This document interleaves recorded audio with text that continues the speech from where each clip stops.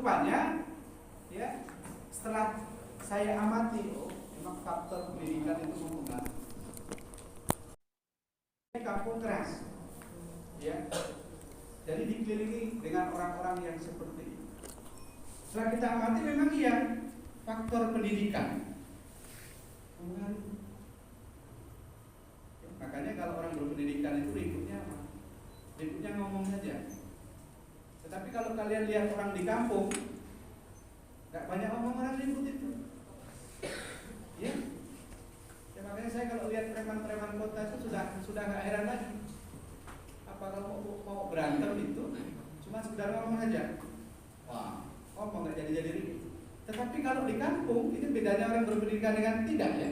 Kalau orang di kampung nggak banyak ngomong, ribut itu. Ya, itu jahat. Ya, orang nggak bisa sepandangan mata seperti ini. Ya, orang kena sinar lampu saja ngamuk, itu di kampung. Jadi faktor pendidikan itu sangat mempengaruhi ya apa yang dinamakan kejahatan. Lihat daerah saya itu nggak maju-maju. Saya hidup di Kabupaten Lampung Utara, kecamatannya Agung Selatan. Saya belum tulang bawang barat pecah, itu masih Lampung Utara. Jadi Lampung Utara dulu wilayahnya banyak. Lampung Utara pecah menjadi tulang bawang. Tulang bawang itu anaknya Lampung Utara. Ya. Ketika itu otonomi baru lagi. Ada Mesuji, ada tulang bawang barat, itu cucu-cucunya Lampung. Termasuk Baikana, itu anaknya Lampung Utara. Pertanyaannya mengapa Lampung Utara ini tidak lebih maju dibandingkan dengan daerah otonomi baru? Tulang bawang barat saja, kami berbatasan dengan tulang bawang. Mengapa tulang bawang barat itu lebih maju dibandingkan kabupaten Lampung? Setelah diteliti, memang sumber daya manusia. Ya, tulang bawang barat baru sudah terkenal tuh. Ada Islamic Center, ada kampung Baduy, ya. Ada patung 4 marga, ya. Lalu ada apa itu? Pernah itu Bapak? Sudah? Itu ada apa? Yang bawa kereta itu? Tugu Ratu, hubungan darat. Aman, nyaman. Tetapi di daerah kami, ya, karena memang sudah orang beranggapan itu tidak bagus.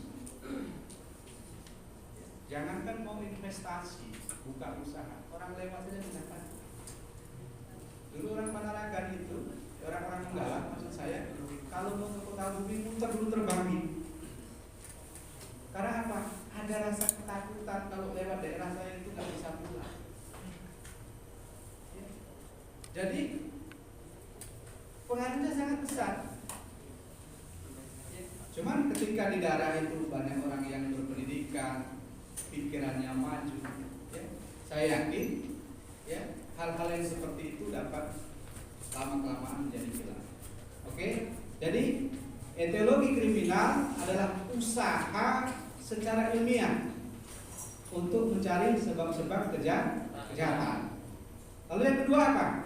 Yang kedua penologi.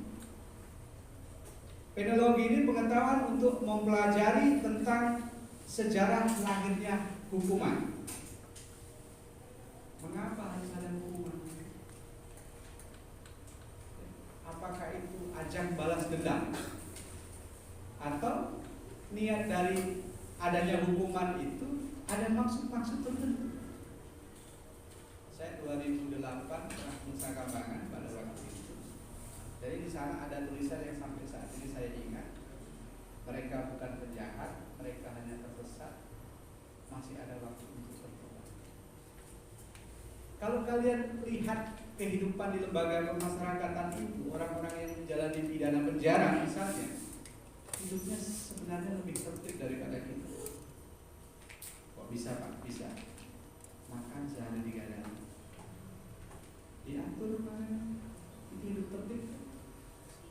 Pagi olahraga dulu, ya. Kita yang enggak, ya. Bangunnya siang. Karena apa? Malam loh. Ya. Di LP itu kalau malam ribut-ribut ditegur suruh tidur. Ya. Jadi sebenarnya negara ini menciptakan supaya apa? Orang-orang yang pelaku kejahatan ini dipidana penjara itu diajarkan pertama hidup tertib dulu. Makan teratur 3 kali sehari, ya. Lalu seminggu berapa kali itu diberikan makan daging. Ya, sekarang di LP itu enak. Kalau kita bisa nggak punya duit untuk makan, nabok orang aja, yang nganiaya orang aja, bertangkap polisi diproses masukin LP, dijamin makan nggak bayar. Lalu cek kesehatan ada, makanya saya heran mengapa banyak teman-teman yang keluar dari lembaga pemasyarakatan dalam artian pelaku kejahatan, keluar itu badannya seger, keluar itu lebih putih, ya lebih bersih, karena dia nggak kemana-mana. Lalu di lembaga pemasyarakatan itu dihadirkan penceramah, ustaz, rutin ada ceramah rohani, pasti. Ya. Lalu di lembaga pemasyarakatan juga diajarkan kerajinan, ya, keterampilan membuat sesuatu. Kalau di Nusa Kambangan seperti tahanan yang sudah menjalani masa tahanan sepertiga dilepas. Apa? Yang bisa bercocok tanam, suaranya mas. Ya. Yang bisa nukang. Dulu 2008 itu sebelum kita tenar apa? Batu cincin. Ada yang pakai batu cincin? Ya. Batu akik itu. 2008 belum tenar kita. 2008 kalian usia berapa? 6 tahun. 5. Dari TK ke SD. 2008 di Nusa Kambangan itu sudah banyak batu akik. Itu warisan Tuhan Hasan. Ya. Lalu yang hobi ngerokok sekarang ini kan pipa-pipa itu ya. Dari apa saja lah. Dari gading gajah. Mungkin teman-teman yang kreatif itu buat dari kayu ya. Ya dari apa. Kita belum booming di sini. Nusa Kambangan sudah ada kerajinan. Lalu di LP Grogunan pada waktu itu, di LP Grogunan kami juga hadir di sana buat sepatu. Ada kerajinan mungkin yang bisa jahit-jahit. Sebenarnya di potensi, ya, potensi manusia itu sebenarnya punya. Cuman apa? Terkadang kita ini tertutup dengan kemalasan. Padahal kalau digali potensi kita itu ada. Ya. Jadi sebenarnya lahirnya hukuman itu tidak membalas. Ya, bukan suatu pembalasan. Kalau pembalasan bunuh aja semua selesai. Ya. Gak ada nanti orang lagi yang berbuat jahat misalnya begitu. Tetapi pertanyaannya, apakah orang setelah keluar menjalani masa tahanan akan berubah lebih baik? Ya. Nah, itu yang salah di mana kalau harapannya kan berubah menjadi orang yang lebih baik. Tetapi tidak semua ya narapidana itu keluar menjadi orang yang lebih baik. Malah tambah pinter. Mantan napi itu hafal pasal. Wah, kalau sudah ngobrol keluar dari penjara, ya kalau kita kumpul-kumpul main ke rumah itu, dia bisa bicaranya nggak lagi masalah saya ngerampok. Saya tanya, ngopo? Ngapa? Saya bilang. Kamu di penjara itu ngapa? 365. Bahasanya sudah masalah. Nggak ngomong aku ngerampok itu enggak. Sudah 365. Oh, bahasanya sudah keren mereka itu. Tahu bebas bersyarat, tahu cuti bersyarat. Tapi kalian juga belum tahu. Ya, belum tahu syarat cuti bersyarat, bebas bersyarat seperti apa. Nanti dapatnya mungkin semester nanti dapat hukum penitensier. Tapi kalau mantan napi tahu apa itu syarat cuti bersyarat, misalnya bebas bersyarat. Mas sudah menjalani sepertiga masa tahanan. Tahu mereka, apakah betul? Betul. Berkelakuan baik, betul. Ya, ada penelitian kemasyarakatan dari PKBapas, betul. Hafal mereka. Ya, tapi ya jangan jadi narapidana dulu, paham juga. Bisa juga gitu. Itu. Ya. Itu sejarah lahirnya hukuman. Perkembangan, ya, perkembangan arti serta faedah. Faedahnya apa? Manfaat. Kira-kira bermanfaat nggak hukumannya? Karena setiap perbuatan itu sanksinya berbeda. Sama-sama mencuri, sanksinya berbeda. Karena dilihat dari apa? Dilihat dari faktor kerugian. Dilihat dari mengapa dia melakukan pencurian. Kita ini kan ngobrolnya, misal ada orang mencuri, oh itu rumahnya dicuri, oh pelakunya itu tukang maling. Tanpa kita mempelajari faktor penyebab mengapa orang tersebut melakukan kejahatan. Ya kan? Ya. Misal ada suami bunuh istri, wah kita pasti bilang kejam. Suami bunuh istri, oh nggak beradab dan sebagainya. Kita lihat mengapa suami ini mau bunuh istri. Rupanya suami capek-capek kerja, pulang di rumah, istrinya sama laki-laki lain, bermesraan. Nah,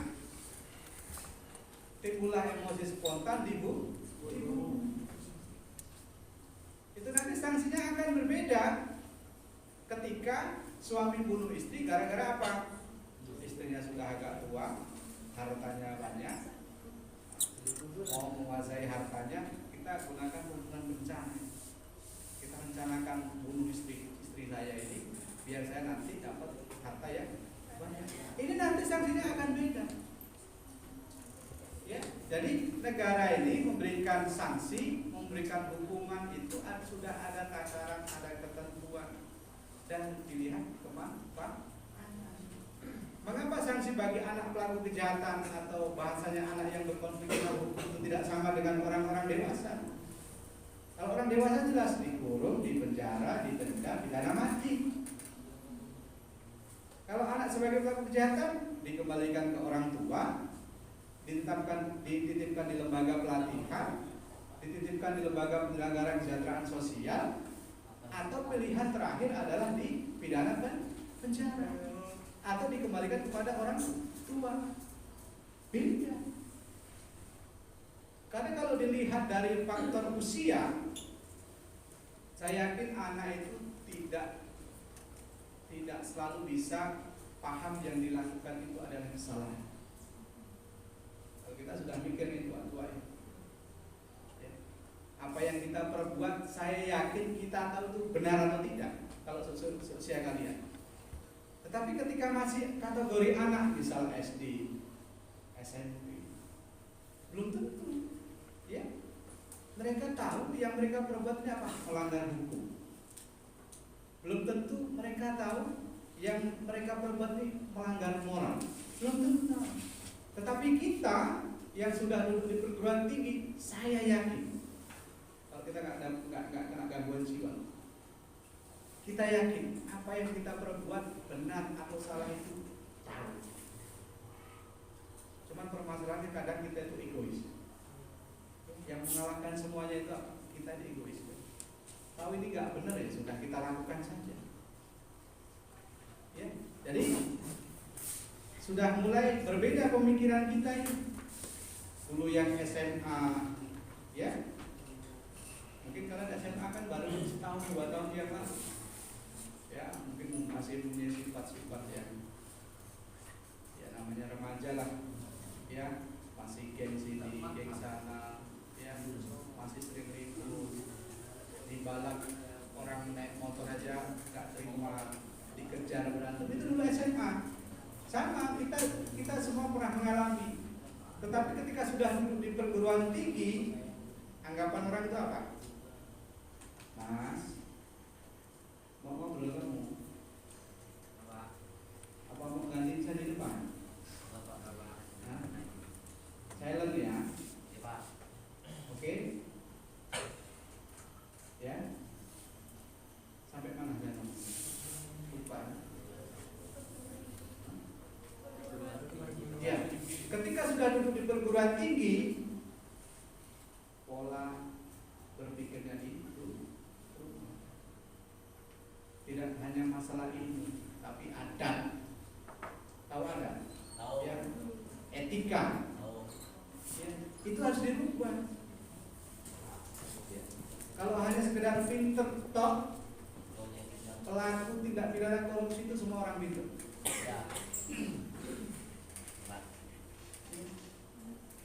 Gak ada pelaku tindak pidana korupsi itu lulusan SD nggak? Ya, gak ada pelaku tindak pidana korupsi itu tukang ngarit. Gak ada. Semua orang-orang yang berpendidikan tinggi. Oke, saya lanjutkan. Lalu ada sosiologi hukum.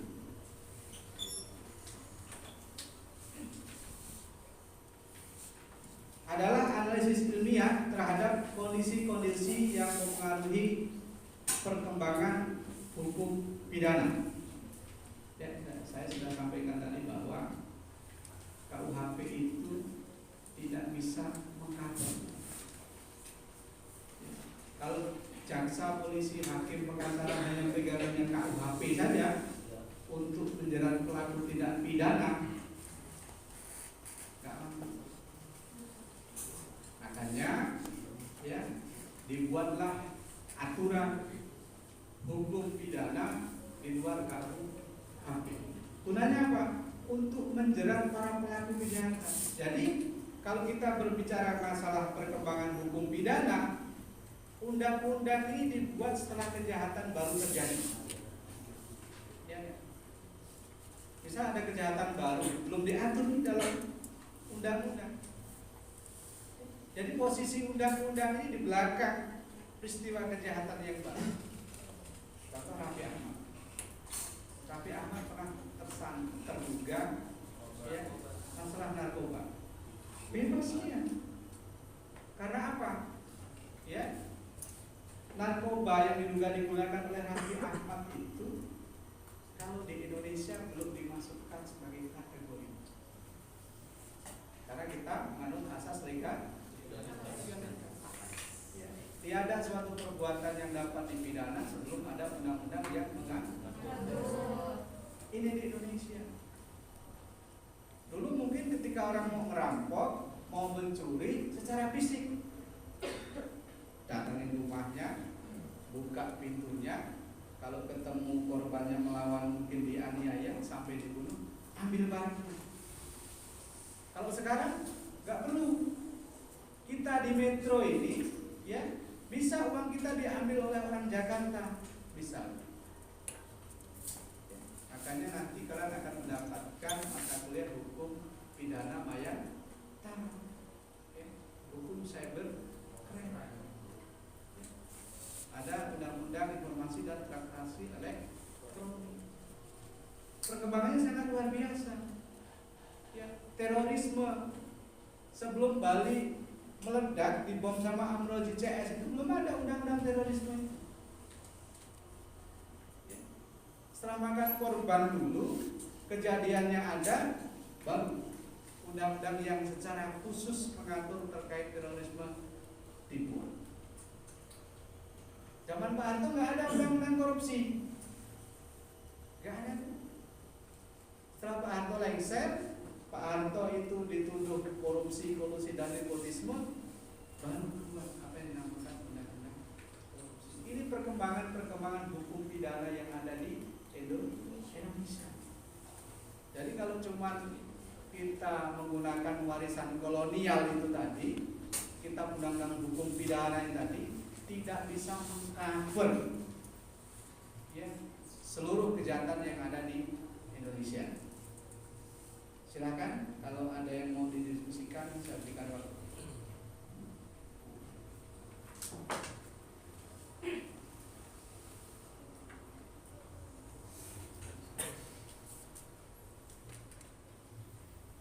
Ada?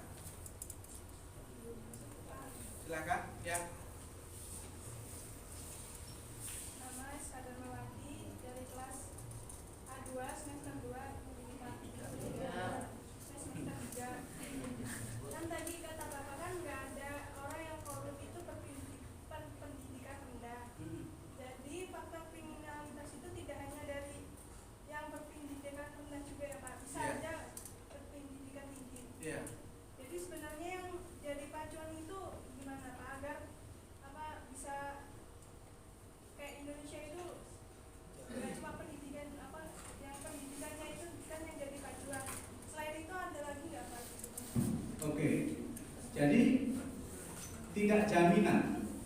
ya, orang yang berpendidikan tinggi itu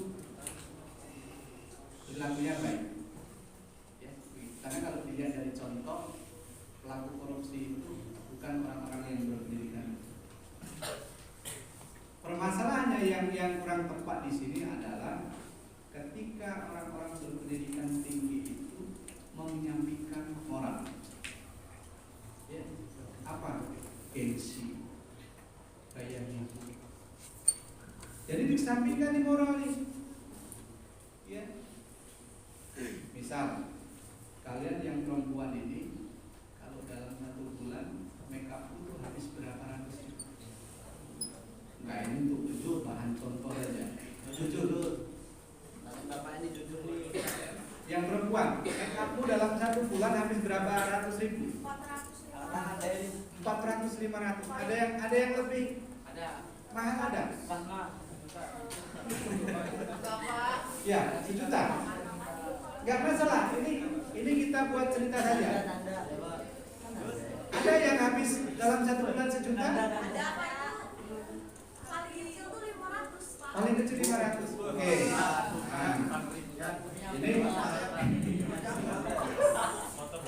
Ini kita buka sekarang. Ya. Ya. Paling sedikit 500. Oke, kita bahas.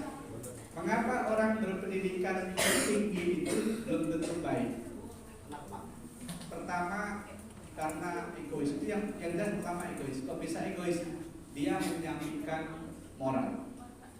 Kedua, tuntutan hidup yang tidak sesuai dengan penghasilan.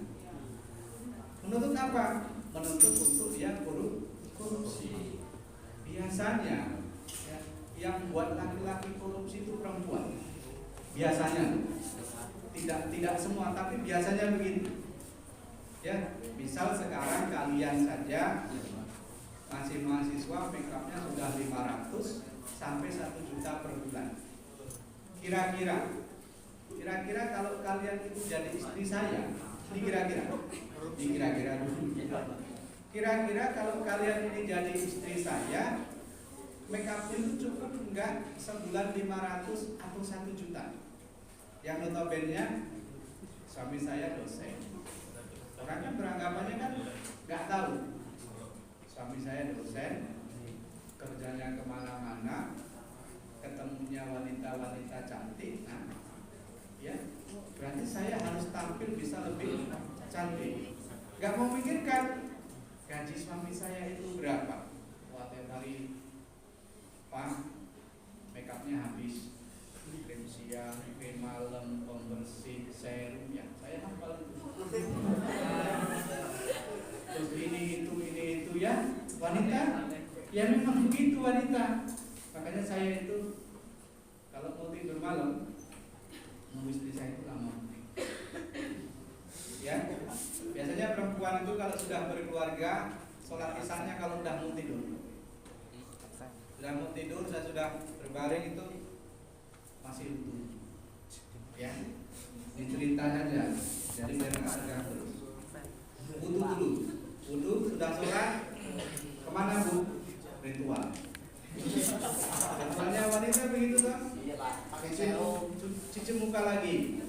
Udah, cuci muka lagi. Ngelapnya nggak pakai handuk, pakai tisu. Ya, perempuan begitu toh. Sudah, duduk di depan meja rias itu di kamar. Sudah, apalah yang dipakai. Sudah, masih ada yang ditetes-tetes. Ya, makanya saya hafal kalau perempuan tuh ada krim siang, krim malam, ada serum, ada tetek bengek sudah. Ya. Jadi ini satu pertimbangan dan masukkanlah. Kalian nanti kalau punya suami, dilihat penghasilan suami. Ya. Jadi kalau suami itu hanya gajinya 5 juta per bulan, ya janganlah make up yang 1 juta. Nanti kamu makanmu habis berapa itu? Ya. Listrikmu, transportasimu, mau habis berapa? Jadi uang 5 juta itu habis. Terus kita sering campur dengan orang-orang yang mungkin kayaknya bagus, oh gengsi, ya beli mobil dia kredit, ya gajinya 5 juta, kredit mobilnya 2 juta, sisa 3 juta, krim siang, krim malam, serum 1 juta, tinggal 2 juta, nggak cukup itu. Ya, jadi memang kalau kita bertanya masalah pendidikan, ya tidak jaminan. Ya, kita nanti jadi istri harus saling mendukung suaminya agar nggak korupsi. Cuman saya ini alhamdulillah kerja saya cuma dosen, jadi saya mau korupsi apa? Ya paling waktu ya setengah jam paling banyak 15 menit korupsi saya. Saya mau korupsi apa jadi dosen? Nggak ada yang saya korupsi. Ya, jadi itu. Lalu memang kalau masalah pendidikan itu kan tidak hanya satu. Dalam artian tidak hanya pendidikan formal saja. Ya, saya kutip dari pendapat Kiai Dewantara, pendidikan itu ada 3. 1 formal, 2 informal, 3 non formal. Formal di mana? Di sekolah. Dari kalian dulu kalau mungkin sekolah TK, ada yang nggak TK? Ada ya? Ya. Dari dulu sekolah TK sampai perguruan tinggi ini adalah pendidikan formal. Cuman permasalahannya, ya guru itu sekarang tidak bisa mendidik anaknya seperti zaman kami sekolah. Kalau saya dulu sekolah, ya di sekolah ditempeleng guru, pulang lapor sama bapaknya tambah ditempeleng. Makanya ada rasa ketakutan itu apa? Untuk melakukan hal-hal yang memang dianggap tidak boleh. Berarti enak zaman dulu apa sekarang? Ya? Enak zaman dulu apa sekarang? Enak zaman dulu. Kalau untuk kita berbicara masalah moral, ya. Tetapi sekarang guru sekarang ini lebih berhati-hati. Kalau masalah pasal 351 KUHP terkait penganiayaan zaman Londo sudah ada. Tetapi orang-orang itu tidak berpikir ketika anaknya dianiaya guru, gurunya didatengin, diintimidasi, lapor polisi, nggak ada. Berlaku ya Pak? Ya, bukan tidak berlaku. Tapi tidak di Kalau orang dulu lebih menyadari bahwa ketika anak saya ini mungkin ada teguran dari gurunya, ini ada yang tidak benar. Tapi sekarang enggak. Orang sekarang ini banyak yang sok pinter. Baru hafal pasal 351 saja. Terkait dengan penganiayaan, anaknya dicubit guru, datang marah-marah. Saya perkarakan. Jadi bagaimana seorang guru ini bisa mendidik anak itu terkait moral juga? Kalau salah dibiarin. Ya, apa? Nanti dicubit, diselentik, apalagi sampai dipukul, gurunya bisa dipidana. Kami dulu nggak bisa begitu. Mau digebuk sampai apapun, orang tua nggak ada yang marah. Nerimo. Tapi berbeda, ya. Adabnya anak-anak dulu sama sekarang berbeda. Sekarang mungkin kalau sama guru sama seperti teman. Kalau dulu kami boleh akrab, tetapi masih ada jarak yang menyadarkan bahwa saya ini siswa, ini guru. Jadi susah untuk bentuk karakter sekarang murid itu jadi akhlaknya bagus. Dulu ingat saya, guru SD saya masuk gerbang naik sepeda ya, kalau naik sepeda turun dari sepedanya dikunci sampai ke bawah. Sekarang suami boy ya, itu faktornya ya. Jadi pendidikan ada pendidikan formal, mana? Di sekolah. Cuman permasalahannya ya, sekarang ini guru hanya bisa membuat anak ini pintar secara akademis. Mau negur terlalu keras, nggak mau apa? Ada HAM lah, ya, ada undang-undang perlindungan anak. Ya, jadi kualitas masalah etikanya berbeda. Kedua, pendidikan informal, di mana? Dalam keluarga. Ya, terkadang ada anak dengan orang tua itu ngobrol ketika hanya minta duit. Ada anak dengan orang tua seperti orang asing banyak. Tetapi ketika ketika kita menerapkan pendidikan informal, paling tidak ada komunikasi antara orang tua dengan anak minimal setiap hari. Ya, ajarkanlah kebaikan. Karena anak itu apa yang dia lihat itu yang dia tiru. Itu anak. Saya punya anak usia 8 tahun. Itu saya pernah selip beberapa kali mendidik. Ini namanya anak. Maksud saya bagus, tapi rupanya hasilnya nggak bagus. Pertama, masalah anak saya kagetan. Ini cerita. Anak saya dulu kecilnya kagetan. Apa aja kaget. Saya punya siasat saja. Anak saya ini biar nggak kagetan, saya berikan petasan. Iya, saingan. Karena nggak mau didik tadi. Saya berikan petasan. Berhasil. Berhasil nggak jadi kagetan. Tapi efeknya nggak bagus. Setiap puasa Ramadan itu biasa tuh petasan. Dia beli petasan semaunya semua. Berhasil. Saya sudah nggak betah lagi sebenarnya. Cuma apa? Ini kesalahan saya. Dulu maksud saya biar dia ini nggak kagetan, saya belikan petasan. Sekarang semaunya. Sampai ada orang lapor sama saya, tukang jual nasi uduk itu. Jadi kami kalau kami itu kan keliling. Itu sudah nggak puasa lagi. Jadi petasannya masih. Kan kalau beli sekali banyak. Masih sisa, dia jalan-jalan ada orang jual nasi uduk dilempar petasan. Lapor sama saya, Mas, aku saiki nggak wani ningguri, nggak berani jalan ke belakang. Saya kan ke belakang. Kenapa, Mbak? Anak sampean nakal, aku dilempari mercon. Ini saya sudah salah didik. Maksud saya bagus supaya anak saya ya tidak kaget. Ya, jadi mendidik itu tidak gampang. Ini pendidikan informal. Tetapi kalau kita sering kumpul, bapak ibu sering ngasih nasihat, ya mungkin cerita pengalaman hidupnya. Saya yakin ini akan melekat di anak. Dan saya anak yang termasuk sering ingat kata-kata orang tua saya almarhum. Ya.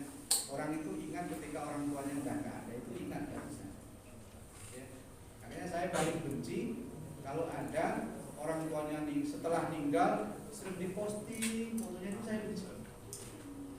Apa nggak dari dulu waktu masih hidup disayang-sayang? Ya. Saya makanya nggak simpati kalau orang tua sudah meninggal, anaknya kangen ayam, kangen ibu, ya Allah. Dulu waktu hidup ngapain? Nggak disayang-sayang, ya diperintah aja bantah, ya toh, disuruh ini nggak mau. Setelah kehilangan, baru. Ya. Jadi kalau masih orang tua masih lengkap, disayang-sayang. Kalau misal jaraknya nggak terlalu jauh dari metro, pulang seminggu sekali. Jangan beratin pacar yang di metro, ya. Beratin orang tuamu seminggu sekali pulang. Kalau sudah ada kuliah, nanti ada jumatan pulang. Sering komunikasi, itu pendidikan, ya. Karena kita ini tanpa orang tua saya yakin nggak bisa. Terakhir pendidikan non formal. Apa pendidikan non formal itu? Ya, pendidikan non formal itu adalah pendidikan lingkungan masyarakat. Jangan jadi orang itu punya prinsip baris ikut panjang, sorak ikut rami, tahu? Jadi ngikut aja.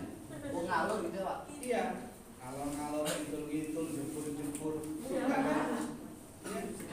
Kalau orang punya prinsip baris ikut panjang, sorak ikut rame, kita adalah orang yang nggak punya prinsip. Kehidupan saya SD sampai SMP, lingkup RT saya itu banyak perampok. Banyak perampok, banyak pencuri sapi, itu lingkungan kehidupan saya. Saya SD sampai SMP. Ya, SMA itu sudah hilang satu-satu, sekarang hilang semua. Jadi mengapa Pak mereka bisa seperti itu?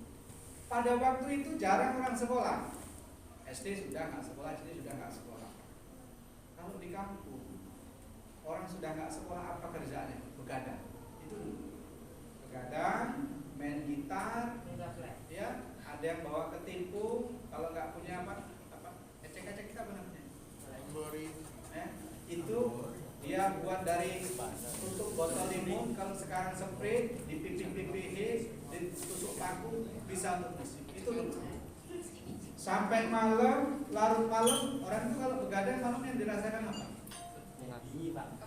Lapar ya? Iya. Begadang sampai malam yang dirasakan lapar. Mau beli makanan nggak punya duit, baru juga nggak ada yang mau diutangin. Ujung-ujungnya apa? Hah? Pengalaman Bang Ben.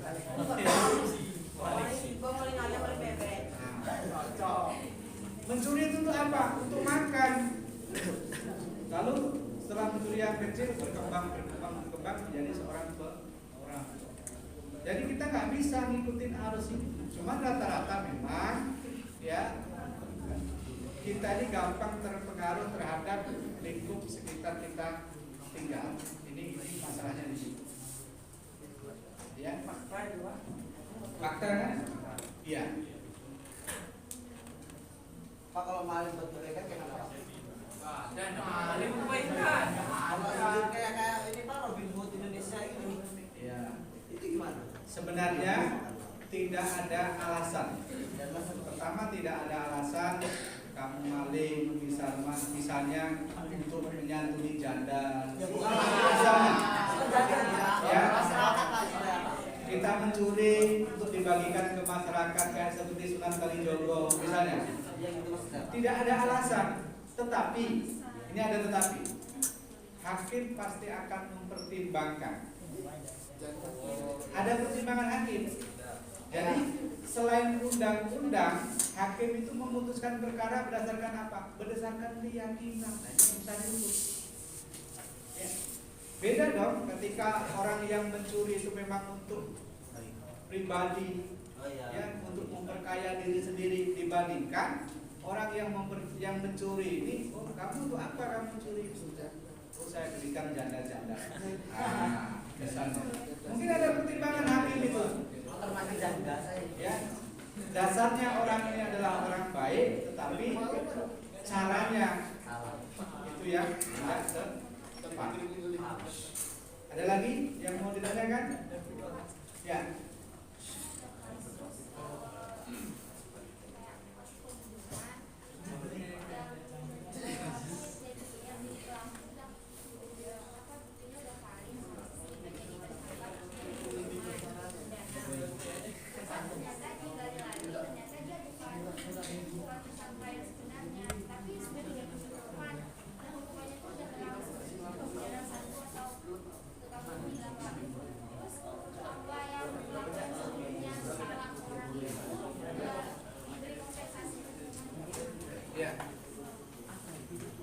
Jadi ketika penegak hukum salah, ya sudah menetapkan tersangka, terdakwa, sudah dijatuhi sanksi pidana, rupanya ya di perjalanan kasus ini dia bukan pelaku. Kalau masalah hukuman dia sudah menjalani 1 tahun itu tidak bisa diganti.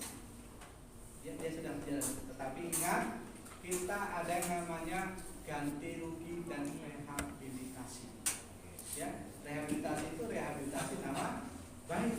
Bisa seseorang ini tadi ya mungkin menggunakan seorang penasihat hukum untuk apa? Untuk menggugat ya kepolisian, kejaksaan, pengadilan negeri, ya supaya apa? Supaya diberikan ganti rugi ya sejumlah uang. Mungkin cara menghitungnya ada mekanisme tersendiri. Lalu rehabilitasi. Rehabilitasi ini apa? Rehabilitasi nama baik. Ya, sampai dengan tingkat RT disampaikan bahwa ya si Fulan ini memang dia tidak melakukan kejahatan. Yang jelas ya penegak hukum yang awalnya memproses ini tadi akan dikenai sanksi. Ya, sudah ada itu di Kutabumi. Kalau ya sanksinya itu apa Pak? Sanksinya dia kan ada intern, ya ada intern penegak disiplin masing-masing. Kalau polisi ada propamnya, ya kalau di kejaksaan itu ada semacam apa komisi disiplinnya, ya di Mahkamah Agung pun ada sendiri. Itu intern mereka, ya. Jadi kalau kesalahan-kesalahan seperti itu bisa dia teguran lisan mungkin tertulis, ya atau mutasi. Ya, atau penundaan pangkat sampai dengan pemberhentian tidak hormat. Itu bisa. Itu di studinya di Kabupaten Lampung Utara sudah ada.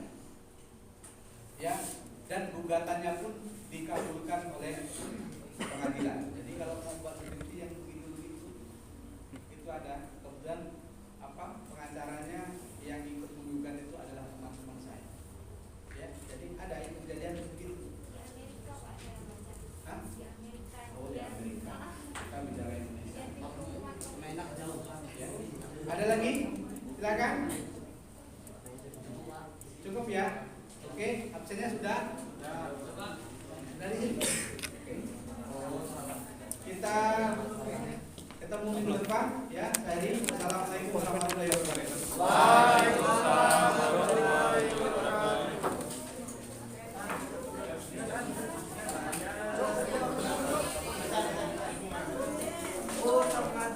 Terima kasih.